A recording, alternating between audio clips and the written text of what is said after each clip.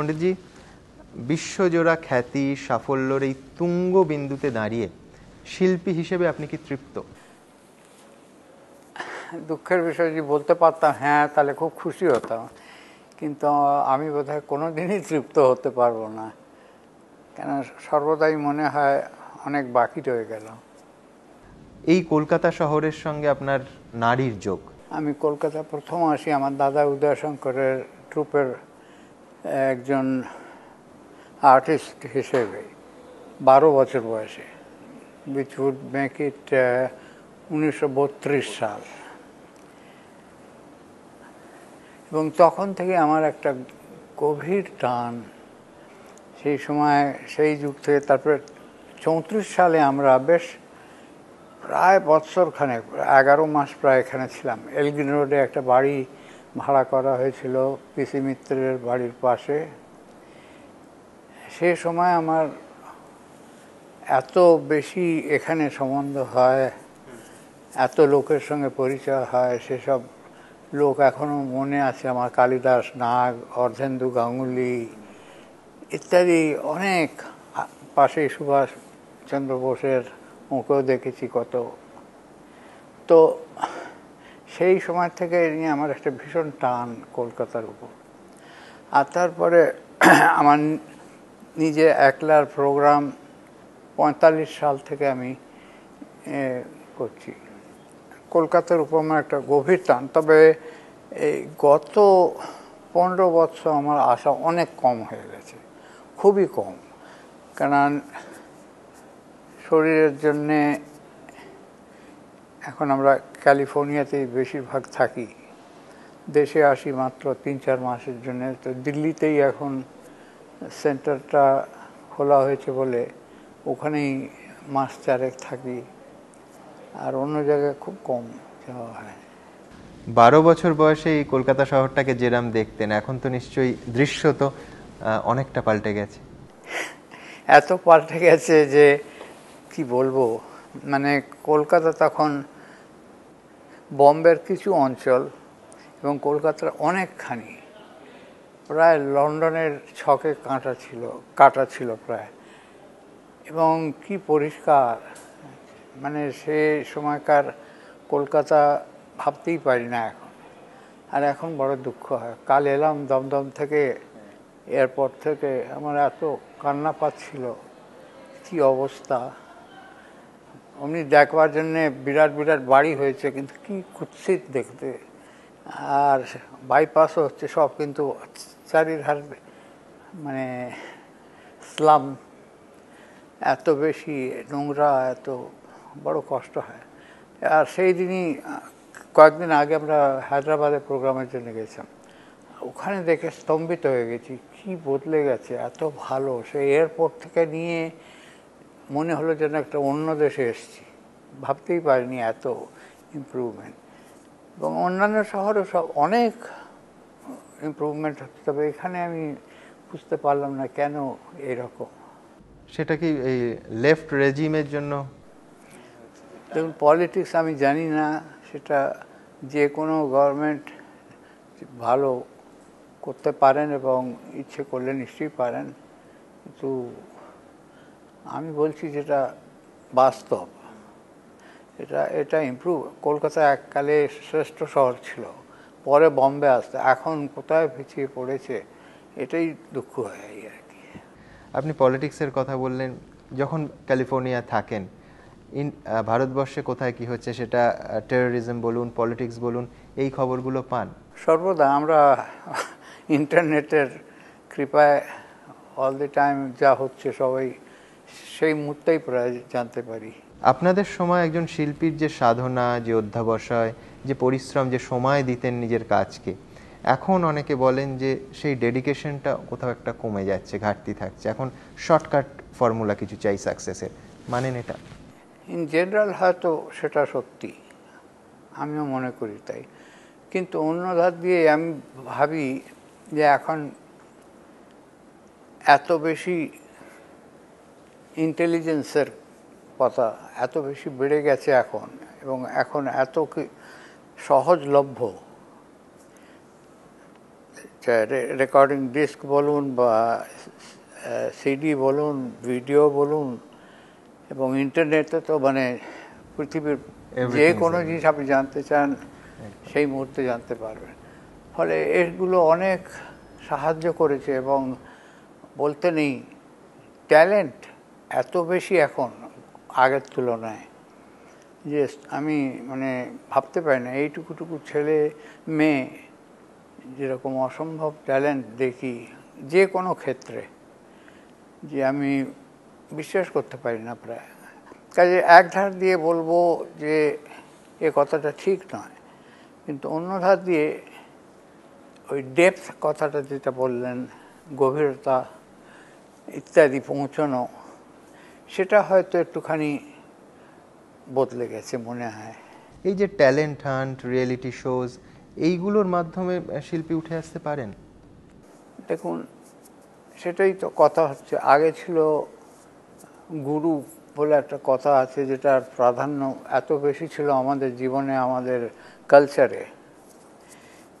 সেটার এখন একটু আগে বললাম ইন্টারনেট এবং রেকর্ড, সিডি, ভিডিও এসবই গুরু হয়ে গেছে এখন।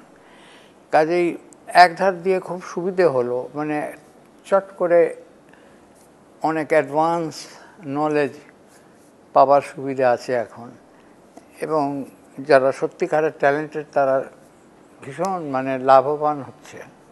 কিন্তু ওই যে আবার ঘুরে ফিরে ওই গভীরতার কথা বললেন, সেটা হচ্ছে আলাদা কথা। সেটার জন্যে whole approach has to be different. এবং আমাদের ট্র্যাডিশনাল আর্ট, যেটা সে সঙ্গীত হোক, ডান্স হোক, যে কোনো, এটা অলওয়েজ আমাদের পুরনো কালচারের সঙ্গে এত বেশি জড়িত যে এখন একটু মুশকিল হয়ে গেছে আজকাল যারা জন্মাচ্ছে এই আবহাওয়া পরিস্থিতিতে চট করে ওই পুরোনো দিনের সমস্ত জিনিস, সেটা নাচের ভেতরে হোক, যে কোনো মাধ্যম, বিশেষ করে সঙ্গীতে সব থেকে মুশকিল যে বাকি জিনিস, সিনেমা, আর্ট, ডান্স, পেন্টিং, এরা অনেক ভাগ্যবান শিল্পীরা, কারণ এদের জিনিসগুলো ধরা পড়ে এবং থাকে। সে 1000 বছর পরেও হয়তো থাকবে, এখন এত সুন্দরভাবে রাখার ব্যবস্থা। কিন্তু আমাদের একটা সুর লাগিয়ে যে মিল টানলাম বা যা রাগের ভেতর কীভাবে কম্বিনেশন হলো, সেটা তো সেই মুহূর্তে চলে যায়। ও যতই রেকর্ড করুন, করুন, সেই জিনিসটা থাকে না। ফলে আমাদের বিশেষ করে ক্লাসিক্যাল মিউজিশিয়ান একজনের ভীষণ নাম, হয়তো আপনি বাচ্চা ছিলেন মনে আছে, কিছু আর্টিস্ট ছিলেন যারা একবারে হাইটে, এবং তাদের নাম চারিদিকে হতো। তারা মারা গেছেন, এখন কেউ জানে না তাদের। কাজে এই যে ভুলে যাওয়া, এটা এখন একটা সমস্যা। অস্কারকে আপনি নিজে কতটা গুরুত্ব দেন? A.R. রহমানের কোনো গান শুনেছেন? অস্কার নমিনেশন পেয়েছেন রহমান। দেখুন, যে কোনো নমিনেশন বা সম্মান পাওয়া, এটা আমার মনে হয় সম্ভব ভাগ্যের কথা। কেননা সত্যি দেখতে গেলে কারো ভাগ্যে তাড়াতাড়ি হয়, কারো ভাগ্যে হয়তো দেরিতে হয়, আর কারো ভাগ্যে হয় না। এটা আমি দেখে আসছি সর্বদা।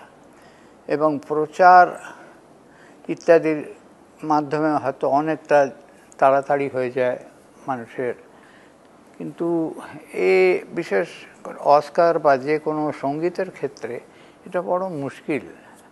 যারা পায় তারা ভাগ্যবান, এবং সঙ্গে সঙ্গে যদি তারা সত্যি যোগ্য হয়, এটা খুব আনন্দের কথা।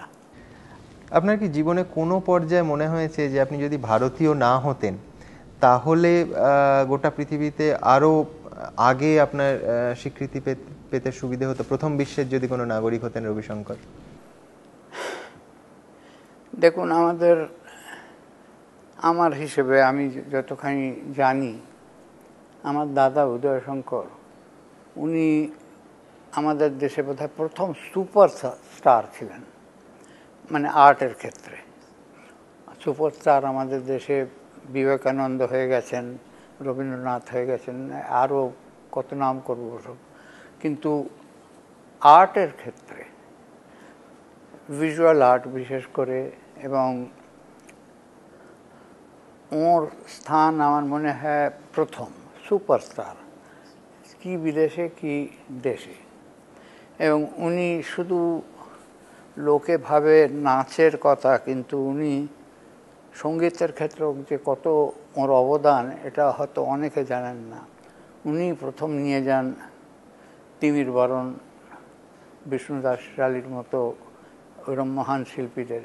আর তারপরে সব থেকে বড় কথা, বাবা আলাউদ্দিনকে সবার প্রথমে ওই স্ট্যান্ডার্ডের একজন আর্টিস্ট ইউরোপের বড় বড় প্রধান শহরও বাজালেন, হয়তো নাম হলো।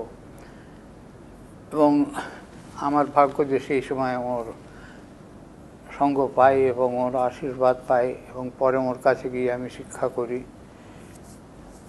কিন্তু এটা সত্যি যে এখনও দেখা যাচ্ছে বাইরে যারা একটু তাড়াতাড়ি নাম করে নেয়, তাদের ছবি, তাদের খবর বেশি বেরোয় এবং তারা অনেক বেশি ফেমাস শিগগির হয়ে যাবে। কিন্তু আমার মনে হয় সঙ্গে সঙ্গে যদি তার ভেতরে ডেপথ না থাকে, যোগ্য আর্টিস্ট না হয়, সে নাম বেশি দিন হয়তো থাকে না। কাজেই নাম করাটা আজকাল খুব সুবিধে হয়ে গেছে আগের তুলনায় আমার মনে হয়, কিন্তু ওটা রাখতে পারা, ওটাই হচ্ছে বড় কথা।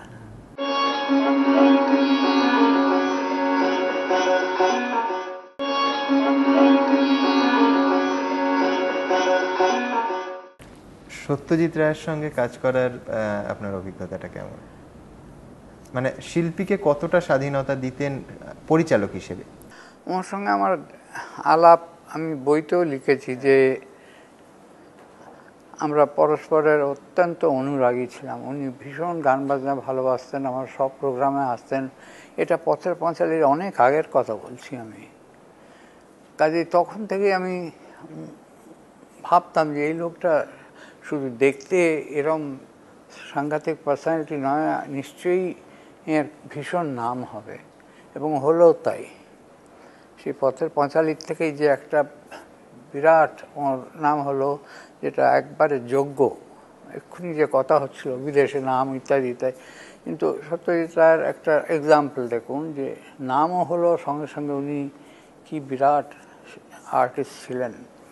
এবং ওর সঙ্গে আমার বন্ধুত্ব অনেক ছিল, অনেক সময় কাটিয়েছি ওর সঙ্গে। গান বাজনা উনি ভীষণ ভালোবাসতেন, আমিও ফিল্মের পোকা বলতে পারেন। কাজেই আমাদের বন্ধুত্ব এত ভালো ছিল, এবং ওর সঙ্গে 4টেই বই করেছি আমি, ট্রিওলজি, পথের পাঁচালীর এবং ওই পরশ পাথর। এবং এত ভালো লেগেছিল। আর আমার সেই সময়কার কাজ করার আগে, আজকালকার মতো তো এরকম ব্যবস্থা ছিল না, অত্যন্ত ক্রুড ফর্মে, বিশেষ করে কলকাতা চিরদিনই অনেক পেছিয়ে টেকনিক্যালি। স্টুডিওর অবস্থা, সে মাইক্রোফোন, তাতে দড়ি বেঁধে মাইক ঝুলছে, সেসব দিনগুলো আমি ভাবি যে এখনকার কথা ছেড়ে দিন, তখনও অনেক পেছিয়ে ছিল কলকাতা সব বিষয়, টেকনিক্যাল ব্যাপারে। কিন্তু এই যে বিরাট সব আর্টিস্ট, সত্যজিৎ রায় তো সবাই জানে, ঋত্বিক ঘটকের সঙ্গে আমার ভীষণ আলাপ ছিল। তপন সিনহা চলে গেলেন, বড় দুঃখের বিষয়। ওকে আমার ভীষণ ভালো লাগতো। ওর ডাইরেকশনের একটা এমন প্রাণ ছিল যেটা মনকে ছুঁতো ভীষণ। তো এরা ওই পারিপার্শ্বিক অবস্থাতে যে এত বিরাট অবদান ওদের, এটা আমার সত্যি খুব আশ্চর্য লাগে, এবং আমি ভীষণ ফ্যান ওদের। আপনি বললেন ফিল্মের পোকা, আপনি সমসাময়িক ফিল্ম দেখার সময় পান? দেখেন? হ্যাঁ, যত পারি দেখি। তবে আজকাল সুবিধা হয়ে গেছে, ডিভিডিটাই বেশি দেখি। কিন্তু হলেতে গিয়ে দেখার যে একটা ইমপ্রেশন হয় মাইন্ডে, ভালো মন্দ যেটা যাই হোক, সেটা ঠিক ডিভিডিতে হয় না। তাহলেও আমি ভীষণ এখনও দেখি। বিশেষ করে ক্যালিফোর্নিয়া থাকার জন্যে ফরেন ফিল্মসগুলো বেশি দেখার সুযোগ হয়। তবে আজকাল দেশের সমস্ত ফিল্ম মাস 2-3 হয়তো দেরি হয়, আর খুব দেখি। বাংলা বই আমি সত্যি বলতে খুব কম দেখেছি। রিসেন্টলি আমার মনে হয় এই রবীন্দ্রনাথের চোখের বালি, ঋতুপর্ণ ঘোষ, এটা যখন ছবি হয়েছিল ওর বই আরো দু একটা দেখেছি, রেনকোট। হ্যাঁ, খুব ভালো লেগেছে, ভীষণ ভালো লেগেছে। তবে আর বেশি সত্যি দেখার আমার চান্স হয়নি। অপর্ণা সেনেরও আমি খুব অ্যাডমায়ারার, ভীষণ ভালো লাগে। অনেক নাম শুনেছি কিন্তু দেখার এখনো সুযোগ হয়নি। আমি চেষ্টা করছি বাড়ি দেখবো। চোখের বালি বা রেনকোট কোথায় দেখেছেন? ডিভিডিতেই। চোখের বালি ডিভিডি। বিটলসের সঙ্গে, জর্জ হ্যারিসনের সঙ্গে আপনি অনেক কাজ করেছেন, সেই অভিজ্ঞতাটা একটু বলবেন? মানে এমনকি সংস্কৃত মন্ত্রোচ্চারণ নিয়ে যে কাজটা করেছেন, চ্যান্টস রেকর্ডস করেছি কিছু কাজ। আমি স্টেজে একইবার আমরা ট্যুর করেছেন, তবে ওর সঙ্গে কিছু না, বাংলাদেশটা প্রথম, হ্যাঁ, সেটা একটা প্রোডাকশন আমরা করি। আমারই কল্পনা ছিল এটা করার, এবং জজ সে সময় লস অ্যাঞ্জেলেসে পৌঁছলো, দেখলো আমি ভীষণ ওয়ারিড। তখন আমি চেষ্টা করছিলাম কিছু গাইয়ে বাজিয়ে নিয়ে প্রোগ্রাম করে টাকা ওঠাবা। তো তখন সেই দিনের পারিপার্শ্বিক অবস্থায় ম্যাক্সিমাম হয়তো $25,000-30,000 ওঠাবার সামর্থ্য ছিল আমার। কিন্তু জর্জ আমার এই অবস্থা দেখে ও খুব কনসার্নড হলো এবং বললো, আই উইল হেল্প ইউ। আমি বললাম তাহলে তো খুব ভালো। এবং মানে কয়েকদিনের ভেতরে ফোন করে ম্যাডিসন স্কোয়ার গার্ডেন বুক করা হলো। বব ডিলান, রাসেল ইত্যাদি নানান বড় আর্টিস্টের, আমি ভাই আলী কাপুর, আল্লাহ রাখার সাথে ছিলই। ওটা বিরাট সাকসেস হলো। একদিনের ভেতরে বাংলাদেশ নামটা সারা জগতে প্রচার হয়ে গেল। এবং একটা that was the first performance of this kind. এখন তো অনেক ভালো ভালো প্রোগ্রাম হচ্ছে, তবে ওই একটা। তারপরে একবার আমি ট্যুর করেছিলাম জর্জের সঙ্গে। প্রথম হাফ প্রায় 45 মিনিটের আমার প্রোগ্রাম ছিল। আমি সবার আগে শিবকুমার শর্মাকে, তারপরে সুব্রমণ্যম বেলা বাজায়, আর সুলতান খাঁকে, আল্লাহ রাখা তো ছিলেনই, এবং ইত্যাদি সমস্ত আর্টিস্টকে প্রথমবারই প্রেজেন্ট করি। এবং খুব সাকসেসফুল ট্যুর হয়েছিল সেটা। প্রথম 45 মিনিট আমার প্রোগ্রাম ছিল, তারপরে জর্জ ওর নিজের গ্রুপ নিয়ে করতো। এছাড়া জর্জের সঙ্গে আমি কোনো কাজ করিনি, বা জ্যাম সেশন কিছু করা বা এই ধরনের, এটাই একটা অনেকের ভুল ধারণা। একমাত্র ইহুদি ম্যানুহিনের সঙ্গে, জাঁ-পিয়ের রামপালের সঙ্গে আমি বাজিয়েছি, কম্পোজ করেছি ওদের জন্য, এবং একসঙ্গে বাজিয়েছি, রেকর্ড হয়েছে, আপনারা শুনে হবেন। কিন্তু এছাড়া আমি অনেকে আমাকে রিকোয়েস্ট করেছে, বড় বড় জ্যাজ মিউজিশিয়ান, ফ্ল্যামেঙ্কো ইত্যাদি সমস্ত। তখন আমি এই জন্যে এসব করিনি, যে আমি ভাবতাম যে ওরা আমাদের দেশের সঙ্গীতটা ঠিকভাবে হয়তো ওঠাতে পারবে না, এবং আমি তো পারবই না, কারণ আমার ট্রেনিং নেই পুরোপুরি ওদের সঙ্গীতে। এই জন্য আমি কোনো প্রয়াসও করিনি। এবং সামহাও তবে কিছু কিছু মিউজিশিয়ানের জন্য আমি কম্পোজ করেছি এবং ওরা বাজিয়েছে।